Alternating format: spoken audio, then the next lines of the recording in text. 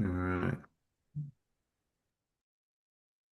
Webinar has started. So hopefully everyone can see this. All Just are locking in as we speak.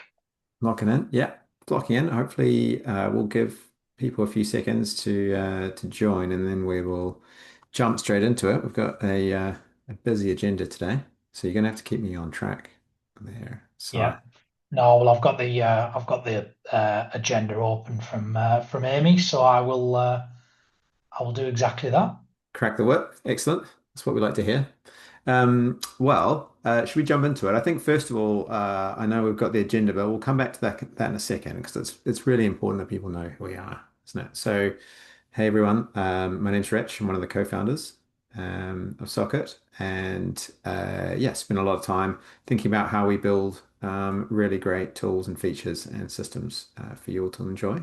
And then I'm joined by my colleague Sai, who is our customer success manager. And I think many of you would have interacted with him in some shape or form, probably either on calls or via our support channels. Um, so yeah, we are very happy to run you through a bunch of new features for today, and everything that we've kind of or a roundup of some highlights of the things that we've delivered over the last 3 months or so. And it's going to involve, surprise, surprise, a fair amount of AI. We've been going big on forms, so we'll run you through that.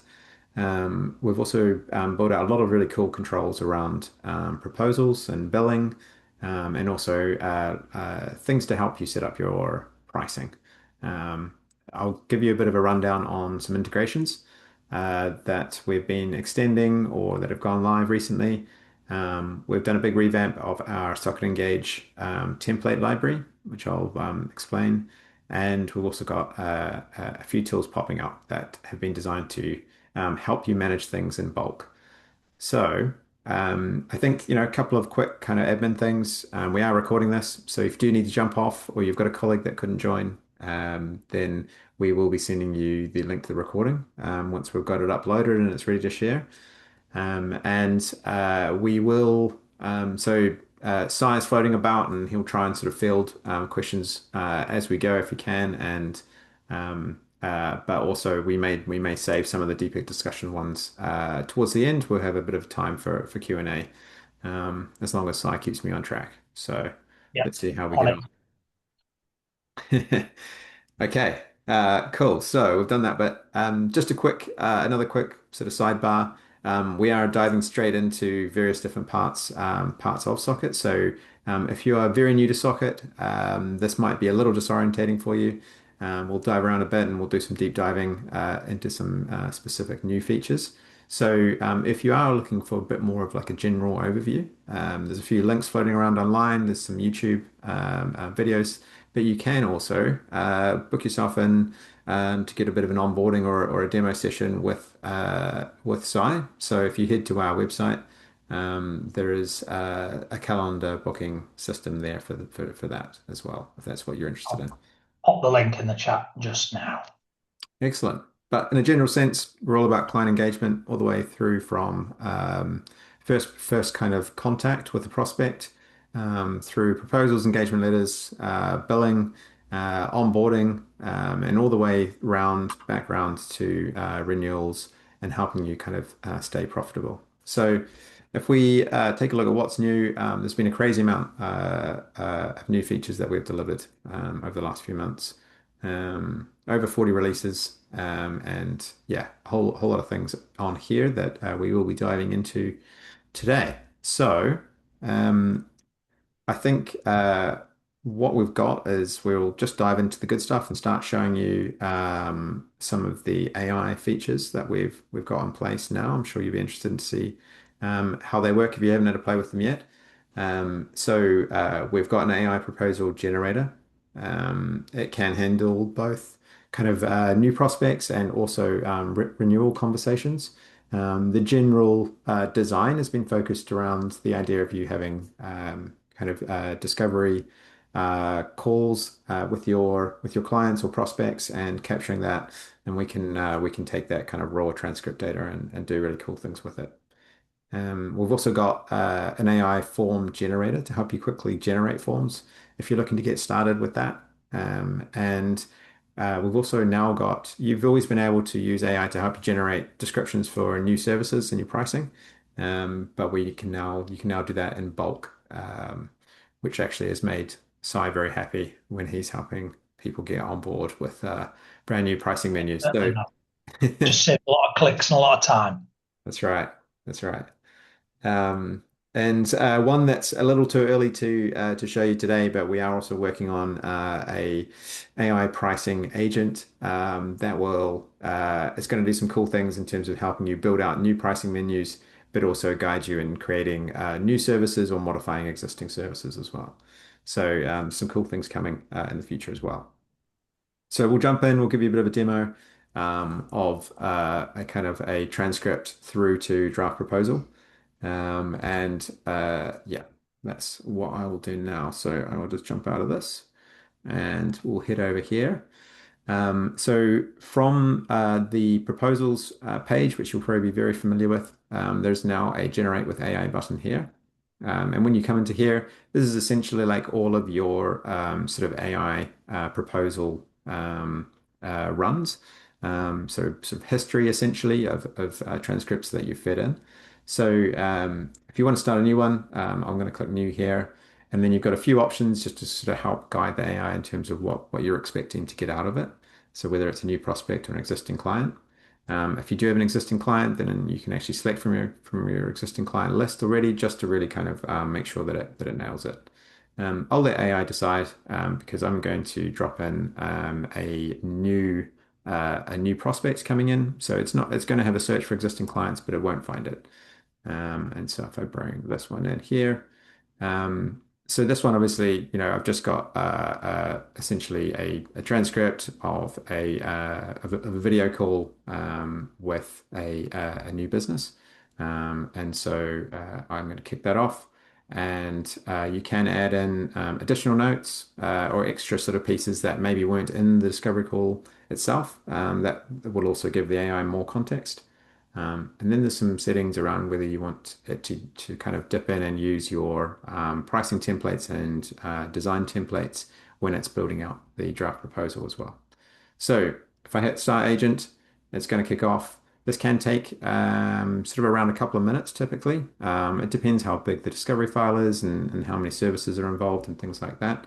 So I'm just going to let that run. And it looks like it's already kind of like found a client from the discovery notes, and then it's going to start building out the drivers and things. We'll come back to this one because I just wanted to quickly show you while this was running what that sort of bulk generate of descriptions looks like. So if I jump over into the pricing, quick little sidebar. So you're building out some new pricing, you've got all your services, and then it comes time to needing to kind of like add that kind of like salesy pitch to it, make it sound compelling, and always a bit tricky sometimes to get the kind of right creative juices flowing to kind of make that service sound exciting. So from here, if you come into here and now click generate descriptions, it will find all of the services that and also sections that don't have any descriptions currently, and then you can kick that off as well. So you can actually hit generate here, and it will kind of like tick away, and it will generate descriptions and bring those up. So this might also take a few seconds. It'll probably depend on how many services are missing. Wonder if I've got any floating around. Oh, here we go. Okay, cool. So let's come back, and you can kind of scroll down and choose if you don't want a description to get included, and then you can just hit apply and it will essentially bring those descriptions in. So simple as that, really, which is quite nice. And I'm sure Simon's pretty excited by that.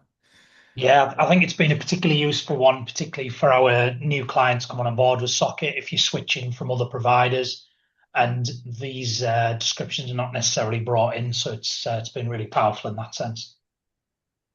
Cool. Good to hear. Always good to hear. So I've just jumped back over to the AI proposal generation. I can see that the one that I just kicked off is actually ready for review. So we can drill into this.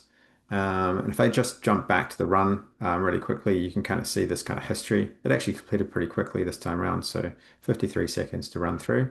And this is live, by the way. There's no smoke and mirrors here. So it has gone off to a large language model to go and kind of pull this together.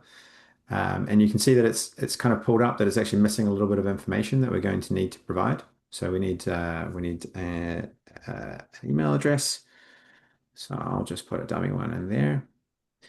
And so if we come down, this is where it starts to get pretty interesting. So it's identified a client. It's got a it knows that it's figured out that it's a limited company. It's got a year end of 30th of September, which is nice. We're going to create a new one. It's identified some pain points that you'll be able to refer back to throughout the rest of the kind of proposal process. By the way, all it's going to do is it's going to essentially allow you to review this quickly and then move this into a draft proposal. You've still got full control over the proposal itself, and you can absolutely modify everything before sending out to the client. So none of this is kind of like set in stone, really. But these kind of things will just give you a really quick summary of like key pain points, which are always nice to refer back to before sending out. So it's drafted off. It's sort of selected a bunch of services from our pricing menu that it suggests, and it's got a kind of sort of series of confidence levels. Not the best example here in terms of showing different examples, but if it wasn't confident, obviously it would show medium or low, and it will give you sort of reasons as to why it's kind of like high or low on confidence in these different services. The other really great thing about this is one area when going through these kind of calls, especially for team members that might be quite new to this side of things, they might not feel confident enough to pick up on services that lie outside of your typical pricing. And so the AI is really good at picking up on things. It's like, well, I couldn't find an exact kind of like service that in your sort of set pricing menu that fits what the client is describing. But why don't we pitch an ad hoc project to them? It's kind of like a one-off or something that we could do for them that is outside our normal stuff, but they sound interested, and it's a way of getting us some extra cash and maybe working with them a bit closer before we bring them on board as a kind of regular recurring customer. So it's quite cool. It's identified a couple of different ones here. It's drafted those up. And this one's actually, yeah, this one's especially exciting because it suggested that this is a potential extra. So like an add-on that you can suggest to the client, which is pretty cool. So if I hover over that one, so yeah, there's a plausible advisory opportunity here, but it still needs to be confirmed. So this all sounds pretty cool. So I'm going to click Generate Draft here, and we'll jump in and have a bit of a look at what the draft proposal looks like.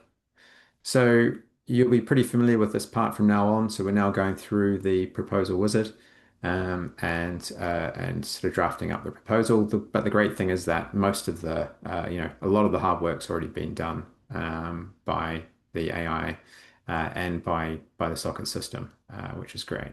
So if we jump into this area now, so if what was the part that I was talking about before? So if I look in the project space, you can see that this R&D tax claim review here, it's been quite nicely drafted up. It's all been selected, suggested with some, multiple custom processes, split out quite nicely, and it's set it up as an extra as well. So by the way, it wasn't until this quarter that you could actually suggest projects as extras. So that's another sort of feature that's come about, which is pretty cool. But you've always got this here as well, and it's not just a little hover thing. So that if you click into this, you can actually get a lot more information as to why the AI pulled this particular service into the proposal. And it quotes an actual like sort of piece within the conversation that it picked up on, and then it'll give you confidence in terms of like the breakdown as well. So this is, yeah, it's quite detailed in terms of what it can give you there. Um, and so like that can, that applies to even sort of stuff around compliance too. So if I click on this one, you can see it's got high confidence of the annual turnover band, because they said turnover was about 850K last year. But we're sort of low confidence on, whether it's just standard turnaround time frame.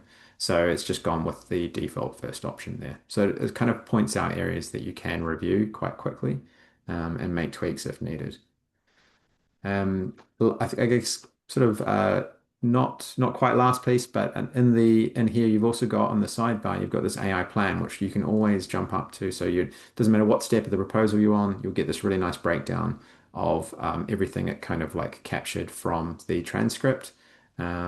And also these other observations down here are quite nice to look at because it sort of suggests other things to kind of think about as you're going along. Now, if you find this quite useful, you can also hit open as companion view.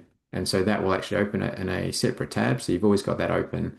You can kind of refer back to it. You can kind of jump between, or you might have it in a different screen, up on a different screen. So you can kind of check that out as you're going along and building the proposal out. I think the last thing I would say on this is that it also feeds into, it will auto-generate a proposal introduction for you that is not just kind of like based on the services that are in the proposal, but also it uses all of that AI plan and that transcript that's around, that's sort of all been, that's been fed into the creation here. So you end up with this really nice kind of introduction that sort of brings it all back to the kind of key pain points that the client had, that caused them to sort of reach out. Yeah. So, I think it's been a really great feature. We've had some really positive feedback about it as well. I think Rich coming through about just the time it saves, and particularly as you showed at the beginning, you can set it and then just let it run in the background. that's right. So Yeah, you yeah. can just upload your transcripts, leave it go, then come back to them, a bit later on when you have time to review them. Yeah, that's exactly right. And so, yeah, it doesn't have to sort of block you, or you don't have to wait for it to, you can carry on with doing the rest of your uh, whatever else you need to be doing. So, I think obviously I'm pretty excited about this side of things, and we've shown the kind of the service description generation. It might be if I just jump back into here. Yeah, it's probably a really good tie-in to the form side of things as well.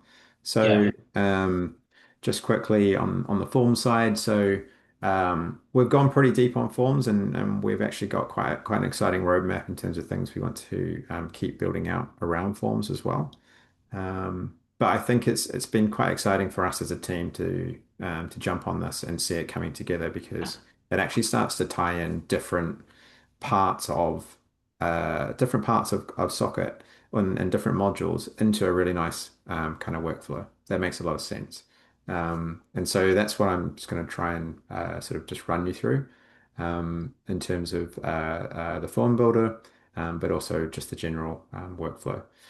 Worth pointing out on this one that if you didn't see it, we had a forms webinar very recently, so I'm sure we'll be able to share some information around that as well, which it goes into obviously a lot more detail than I've got time for today around the form side of things.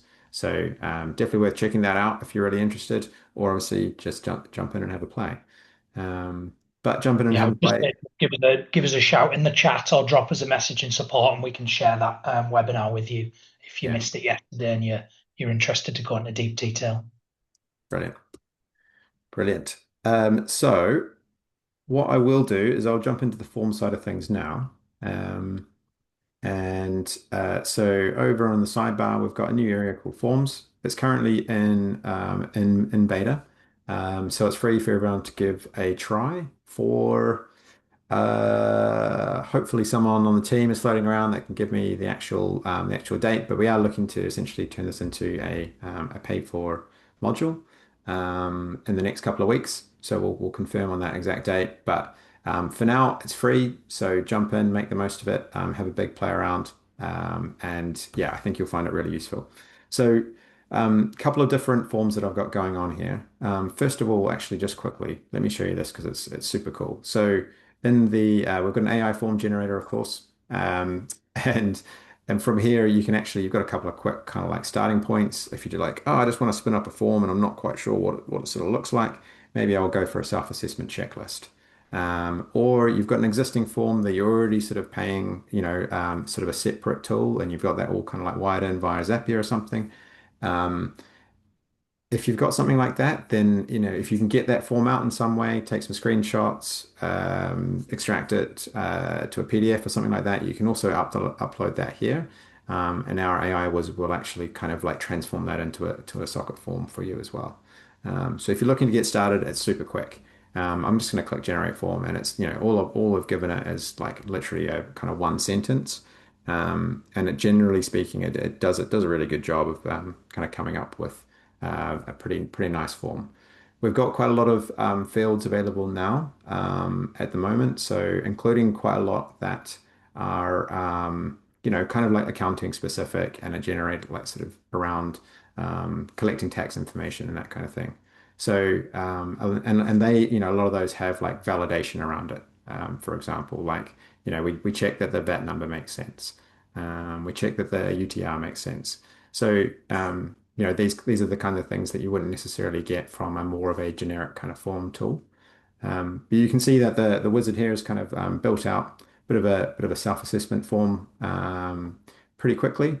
And I'm not going to drill into it too much, but I'm just going to hit create form. And you can see here it's created a whole lot of fields for us. So this is our kind of like form builder. It's completely customizable. You can tailor completely everything. You can start from scratch. And here, and if I click around along here, so these are the different kind of like sections that it's built out, and each one of these is a question. And so we've actually got sort of the ability to kind of like preview the form from here, which is quite nice. And we can have a bit of a play around and see what that actually looks like from a customer perspective as well. So you do always have the way of kind of like checking the form out, see what it looks like from your end client perspective before kind of hitting publish if you want to. But when it gets really interesting is that we've got a couple of ones that I want to show you in terms of how they're tied into the rest of our modules. So the first one is a lead capture one. So I've got a lead capture form here. And we are, by the way, part of our roadmap is allowing you to embed something like a lead capture form directly into your website, which would kind of like sort of make that one step less friction there, I guess. But you can also direct people directly to this link. So you can drop it in as a button on your website to say, fill out our form if you're interested, and direct people to it. Obviously, it will be all branded up based on your practice, your colors, your logo. And from here, I can go in and fill myself out as a practice. So here, I'm just going to pretend to be someone that many of you will know. Um, and here in the business details, so this is an example of, I set this up earlier, so of a conditional field. So because I've selected limited company here, then this field shows up, which is find company. So we've got a kind of like company's house search essentially baked into this. So if I do a search for FTWorks, we can see that that's come in, which is pretty cool. So we're bringing that in. And then, do you already have an accountant? Yes. Why we're looking to change? Well, they are slow, maybe something like that. So we're looking for bookkeeping, VAT returns, and accounts. Anything else we should know? No, I think we're good.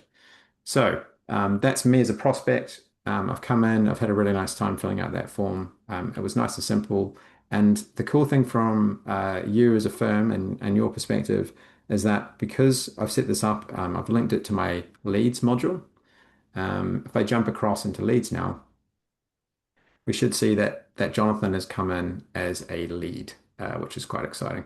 And so from here, if I click into Jonathan and look at the company, you can see that we've got the company number in here. I would have expected actually we've actually got some company information, so that might just be queued up.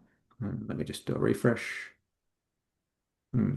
Anyways, I'm not too sure on that one, but essentially the cool thing is that you're capturing information that is quite sort of concrete. It's already in your lead pipeline, and you can see that my notes come in here as well, which is quite nice. And so from here, it's already in your leads system. You can track it along your pipeline, and there's very little kind of rekeying of data that the client has already provided. So I can come into here. and go draft a new proposal, and we're going to start a proposal from here. And straight away, we've kind of got this coming through as a prospect, and it's already kind of like drafted up, ready to go for us in terms of like contact details and that kind of thing, which is quite nice.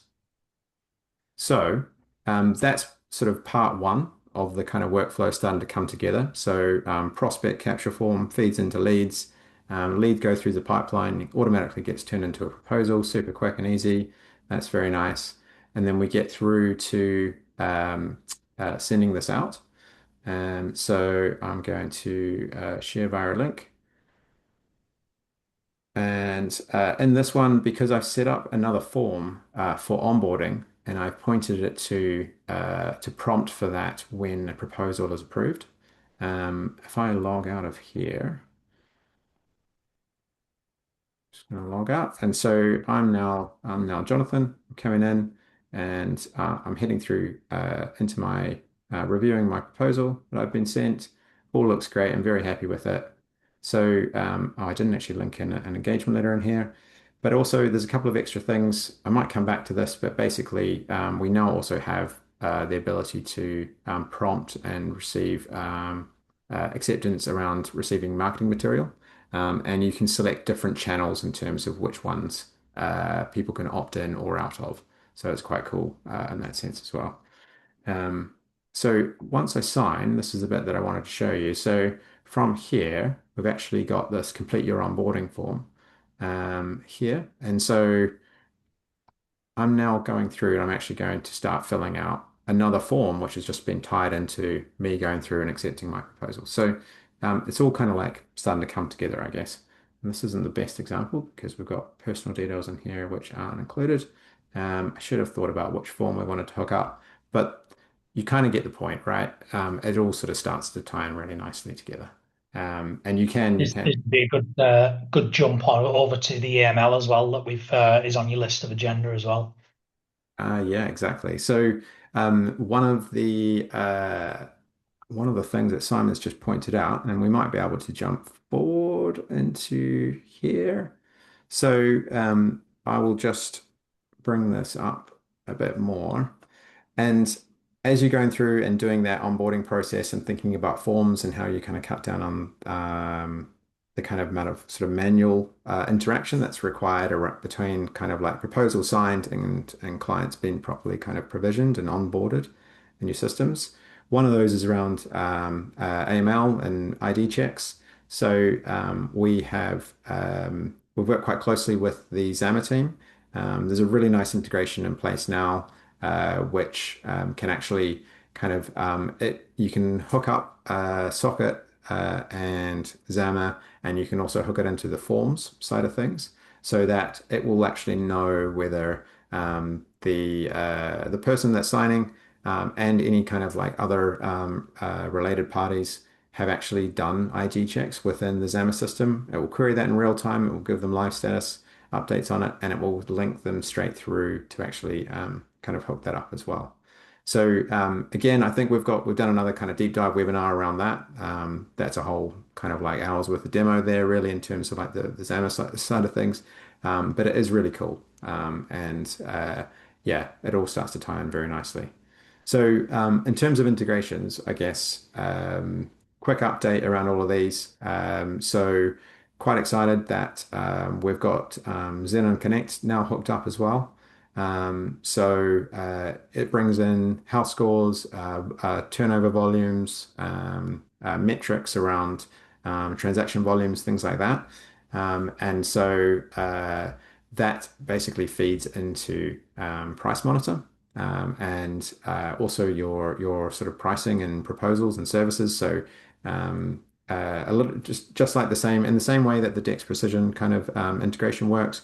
It can auto select services for you, but it can also point out where maybe your kind of like bookkeeping service has fallen a bit behind, and actually real transaction volumes are exceeding kind of what was previously agreed in terms of pricing. So yeah, pretty excited that that's launched now, which is really cool.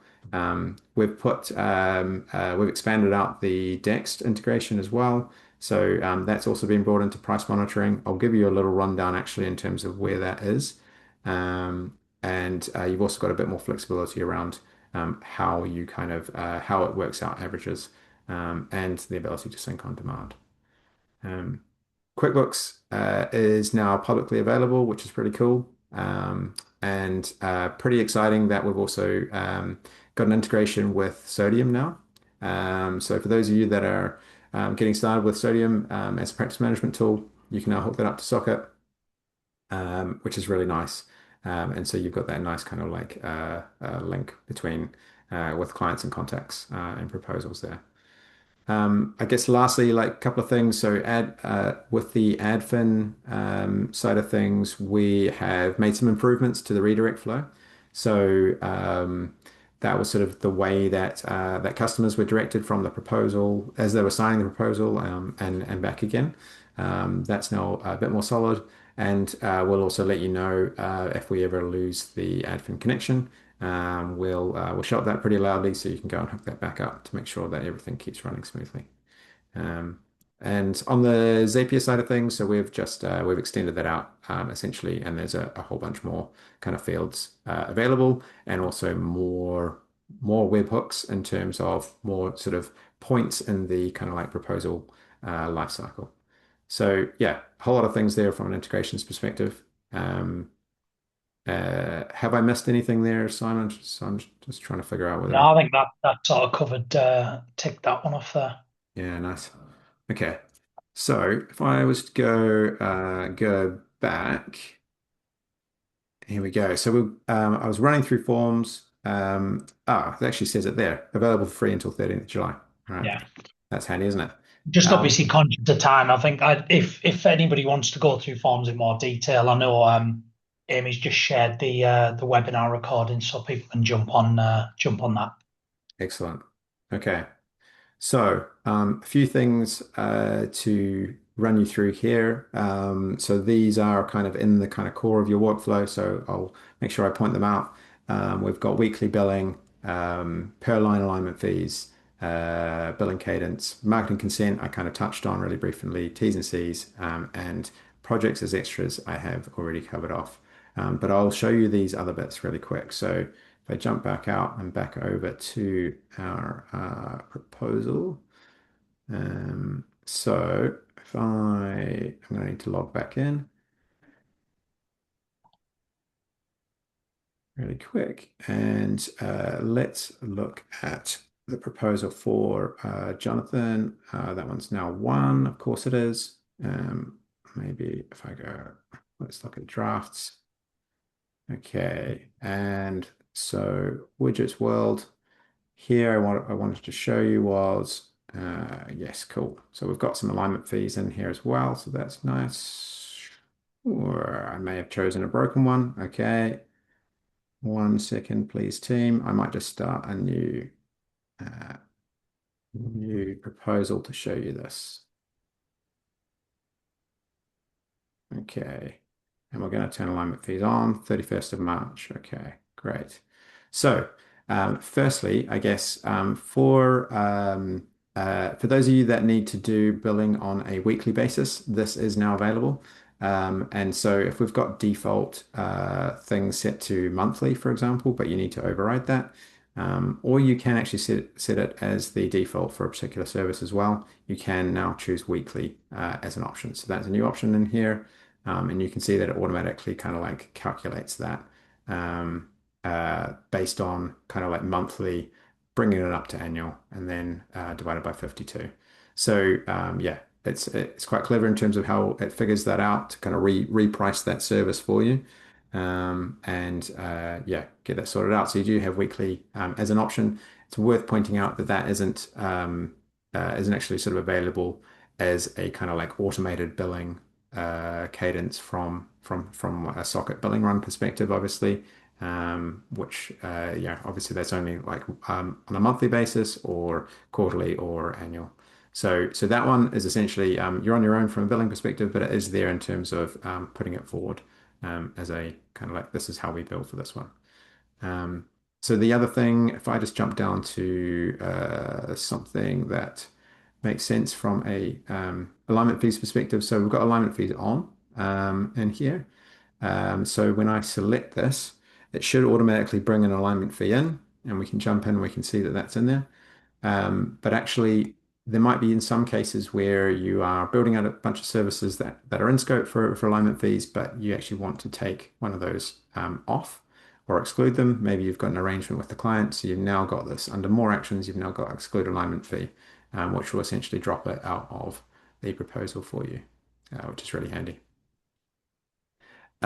So I have talked through most things. This one is basically when you sort of jump into previewing um, the uh, the proposal, you actually kind of see the cadence.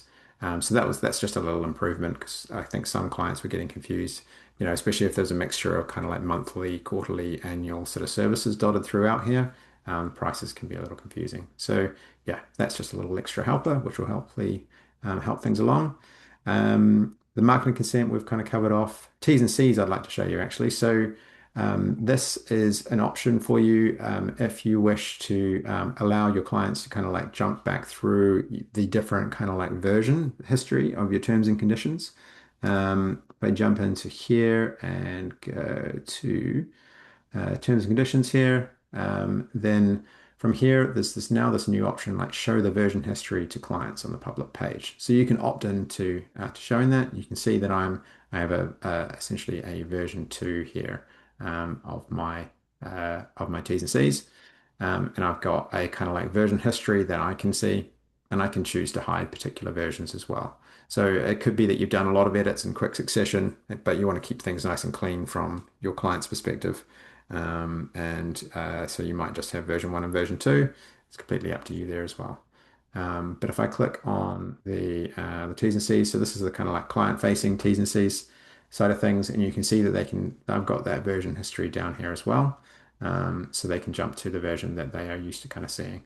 So I think in this one, we added in like late payments into here. So if I jump into like version 1, for example, go down to our fees, you see that that's no longer there. So it's quite nice in terms of being able to jump between different versions. Okay. What else have we got here? So that's sort of more control over how you propose and bill. We've covered off some integrations. Yes, right. So the Socket Engage library. This has been a long time coming, and we've taken essentially a lot of feedback in around our service schedule templates in particular.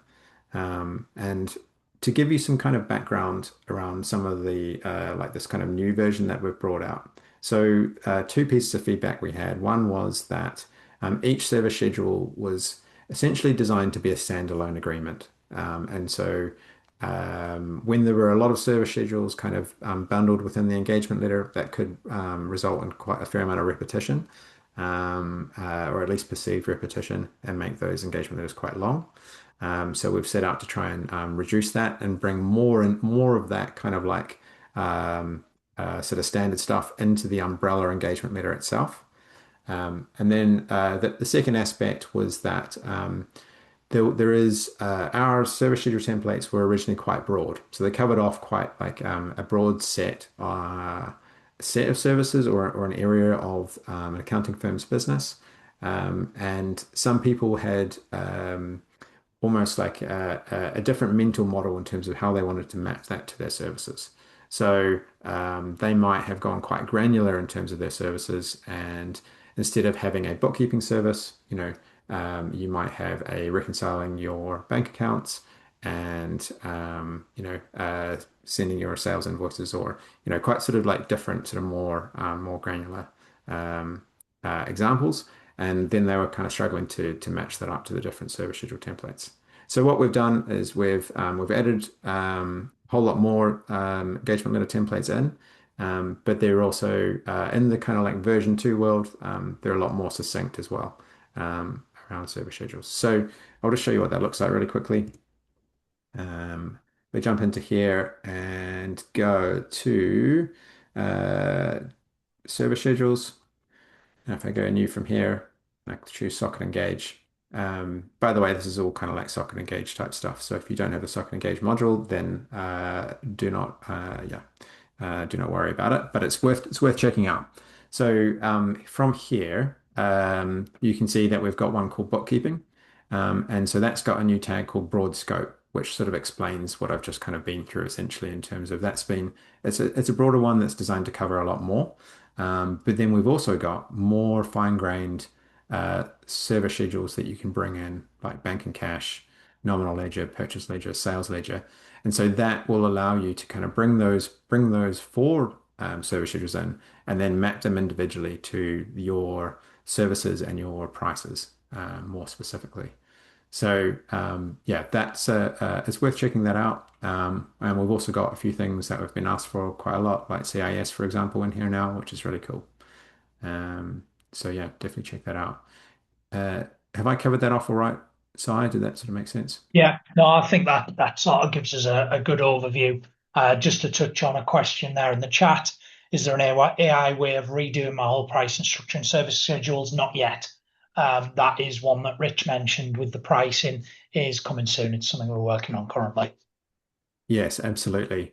I guess so. We're actively working on that right now. So whoever has kind of asked that question, if they're interested in helping us kind of shape what that looks like, then we'd love to maybe have a chat if they've got the time, just so we can make sure that we kind of build out something that's going to work for them. Because yeah, Yeah. we're really keen to build that out. I think it's going to be very cool. Okay. Yeah. So just jumping back in here, we've gone through the socket engage library. So yeah, I guess lastly on this, nothing's changed in terms of it being quite carefully curated by our compliance experts. So Ian Waters has still been very much involved in putting these templates together and ensuring that they stay up to date as well with industry best practice. So I think where are we at now? So we have been putting in some tools as well to help sort of bulk management easier. Um, and one of the things that I won't sort of show you today, but it's kind of what we are calling a kind of like hub and spoke model for firms that are on the larger side. They might have multiple offices or very large kind of like departments and they wish to kind of like manage Socket at a kind of like different level of scale. So we started building out a kind of architecture around that allows you to manage certain things centrally, such as pricing, and push that out to different departments or different offices and maintain central control. So yeah, it's definitely something that we are actively building out. And I think if anyone is interested in hearing more about that, then please definitely give us a shout, and we'd love to sort of share a bit more detail around that. And yeah, I think we've already got some customers very much enjoying that particular aspect of it because it's sort of saving quite a lot of time from an admin perspective. There's a couple of extra bits on here as well that I can show you what that looks like. So bulk client data update and owner and manager columns on the billing grid. So I'll just jump out of here and give you a little preview of that. So bulk client data updates. So until very recently, if you wanted to make changes to some of the kind of like key fields on your client records in Socket, you had to click into it. And then you had to kind of go into here and click edit details or whatever you needed to kind of update. You'd sort of need to click around a fair amount. So what we've got now is a update data button over here. And from here, you can download a spreadsheet, which is in a sort of a specific format. But it's kind of a way that you can sort of pull data out, make all the changes you need to in bulk. You can do that in a spreadsheet and share it with your team and kind of get it all tidy.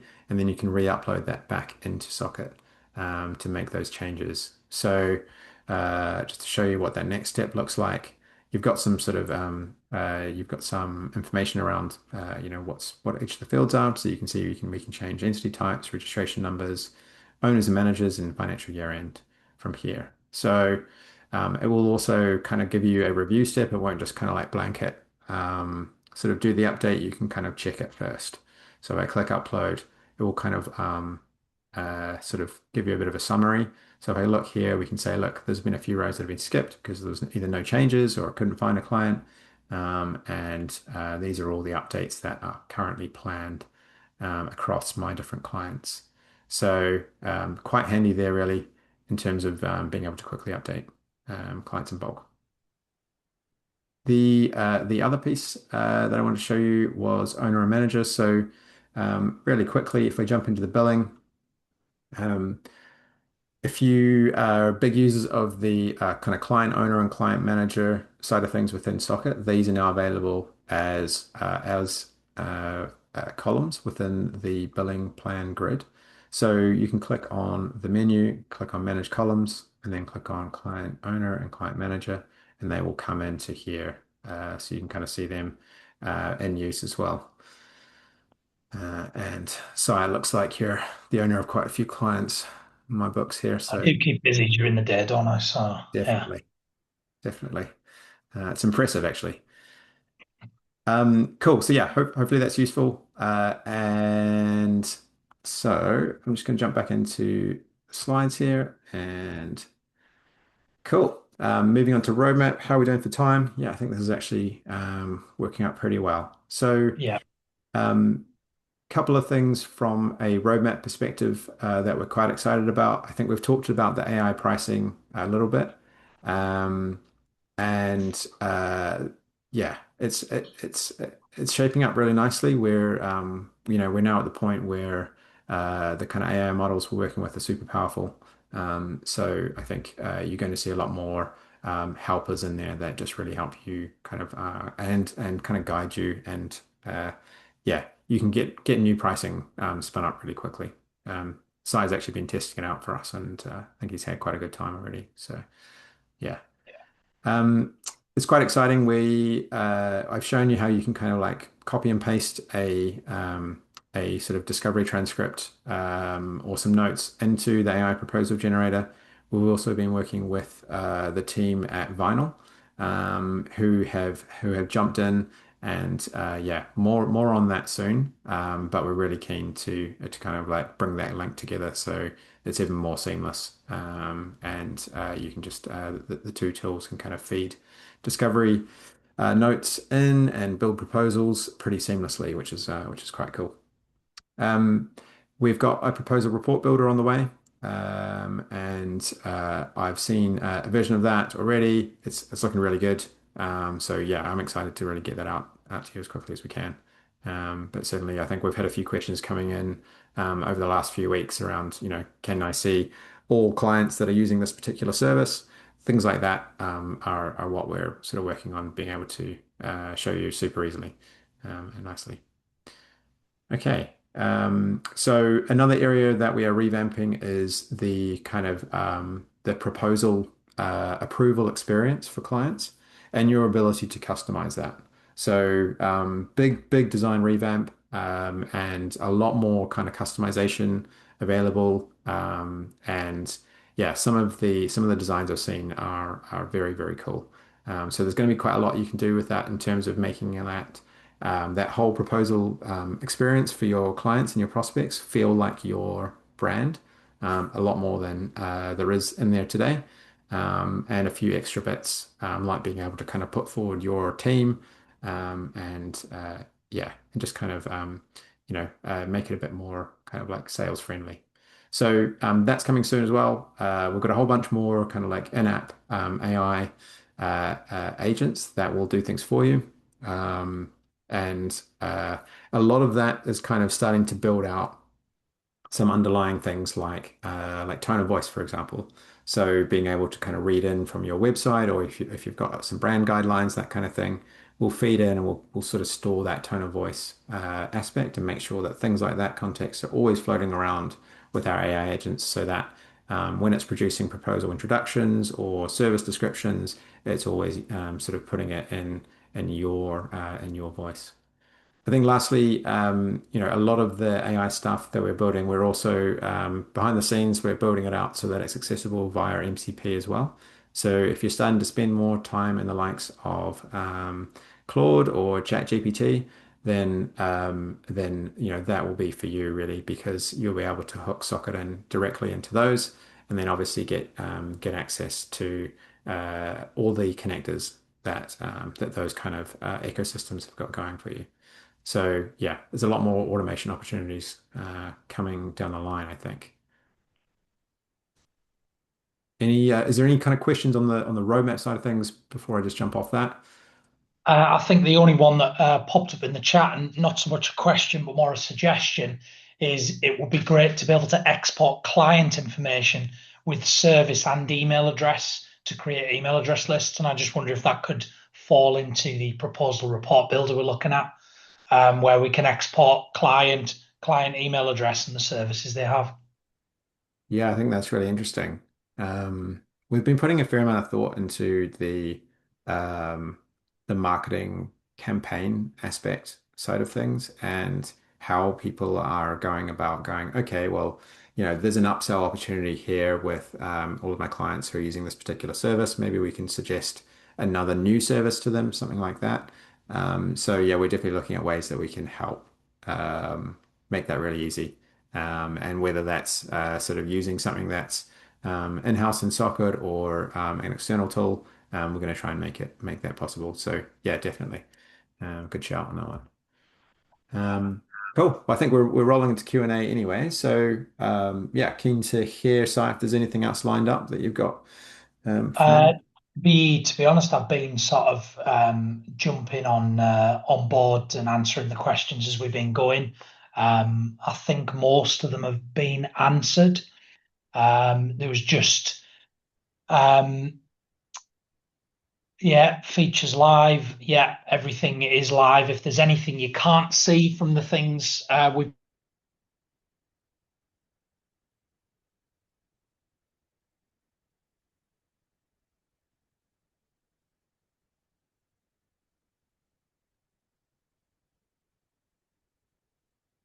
I'm not sure if it's Si that's dropped off or me that's dropped off. So I'm just going to. It's Si. Okay. Okay, cool. Yeah, I think what I was saying is if you can't see something, then please let us know. Some things are yeah, we've released a lot of things recently. Some things are behind sort of certain flags that we need to turn on as we've been testing them or they're in closed beta or something like that. So do reach out via the support channels. If there's something that you've seen that looks really cool that you haven't been able to get access to, we can definitely help you with that. And yeah, we're keen for everyone to get involved as much as they can. Um, okay. So I can see that Simon Williams has also replied. The main thing is that update client in bulk. Okay, update client in bulk is not there. All right, cool. That's not a problem. We should be able to actually get that rolled out pretty soon. I think. Cool. Not a problem. I'm just scanning up to see if there's anything else that we need to answer. Looks like everything's been answered, which is great. So, I think I will call it there. Okay, fantastic. So I'll call it there, but thank you very much for listening, everyone. And hopefully hope you found that interesting. And yeah, any questions at all, please give the team a shout. And we're very happy to assist. Enjoy the rest of your day.